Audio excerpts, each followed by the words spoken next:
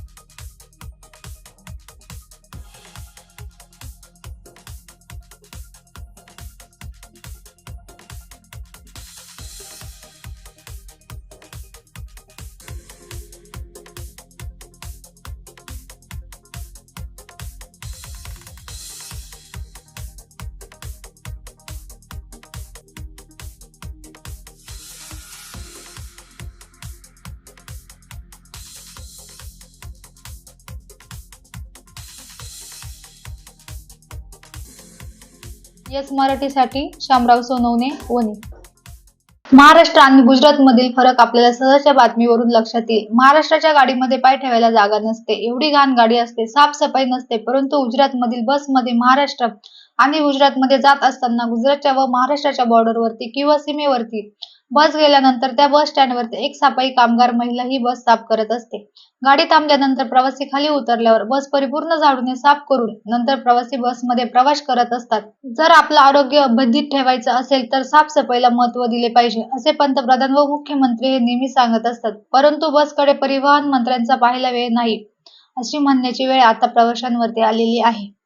नमस्ते, yes मराठीमध्ये आपलं स्वागत आहे. आपण पाहू शकतो की आता आपण सापुतारा या महाराष्ट्र आणि गुजरातच्या बॉर्डरवरती आहे. आपण पाहू शकतो की गुजरातमधून आलेली बस ही सापुताराला प्रत्येक ठिकाणी ह्या पद्धतीने साफसफाई केली जाते. हे पहा, आता बसमध्ये प्रवासी बसलेले आहेत तरी सुद्धा या ठिकाणी गुजरातची बस जी असते गुजरात डेपोची, ती बसमध्ये प्रवासी असताना सुद्धा ह्या ठिकाणी साफसफाई केली जाते. जर महाराष्ट्रामध्ये जर असा कन्सेप्ट म्हणजे राबवलं तर महाराष्ट्राच्या बससुद्धा सुंदर व स्वच्छ दिसतील. परंतु महाराष्ट्राच्या परिवहन मंडळाला ही जाग येणार का असा सवालही विचारला जात आहे. आपण पाहू शकतो. दीदी, तू मराठी बोलतेस? नाही, गुजराती. महाराष्ट्र की डांगी? हाँ, काय सांगशील तू? हिंदी बोल. जो गाड़ी साफ कर रही तो अभी तो महाराष्ट्र की गाड़ी भी साफ करते हैं क्या? नहीं, गुजरात की। खाली गुजरात की गाड़ी? हर गाड़ी?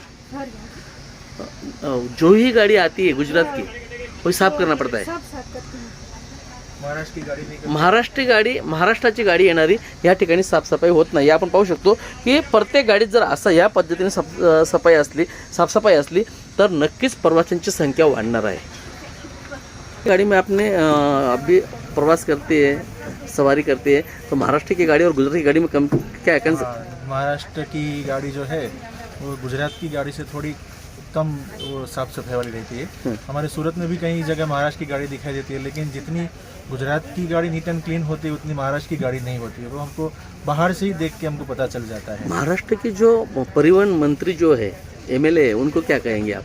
महाराष्ट्र के जो परिवहन मंत्री है उसको मैं यही गुजारिश करना चाहता हूँ कि जैसी सिस्टम हमारे यहाँ गुजरात में है कि जो बड़े बड़े बस स्टॉप है वहाँ पे जैसे बस आती है, तो वैसे अपने महाराष्ट्र में जो भी बड़े बस स्टॉप हो वहाँ पे जो महाराष्ट्र की गाड़ी आए तो उसको भी वहाँ पे साफ़ सफाई कराए, ताकि जो रोग जो फैलता है उसकी वजह से वो ना फैले।